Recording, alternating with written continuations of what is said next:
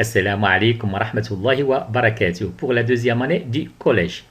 Donc toujours avec les plaques tectoniques, on va parler aujourd'hui des courants de convection, origine de la mobilité des plaques. Notre activité est déterminer la relation qui existe entre les courants de convection et les mouvements des plaques.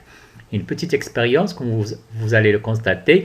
Donc l'apport de la chaleur va provoquer des courants de convection comme nous l'avons déjà montré auparavant.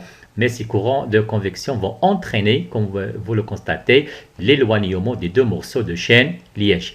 Donc il y a une relation entre les courants de convection et les mouvements de ces deux morceaux de chaîne liège qui représentent des plaques lithosphériques. Effectivement, les courants de convection entraînent l'éloignement des deux morceaux de chaîne liège. Un autre exemple, comme je l'ai déjà dit, effectivement, les courants de convection entraînent l'éloignement de ces morceaux.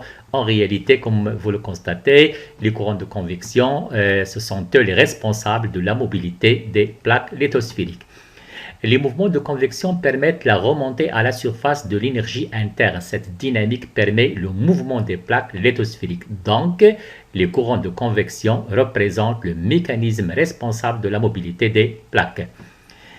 Comme vous le constatez, la montée va entraîner l'éloignement entre deux plaques comme on le constate au niveau des dorsales médio-océaniques. Bien sûr, la descente dans ce cas-là va entraîner le rapprochement entre deux plaques comme on le constate au niveau des zones de subduction et aussi au niveau des zones de collision entre deux plaques, entre deux continents. Résumons, la montée à la surface de l'énergie interne, c'est-à-dire de la matière chaude, va entraîner l'éloignement entre deux plaques au niveau des dorsales, alors que la dissipation de la chaleur et la descente de la matière froide va entraîner le rapprochement entre deux plaques, bien sûr, ceci au niveau des zones de subduction, mais aussi au niveau des zones de collision. Merci.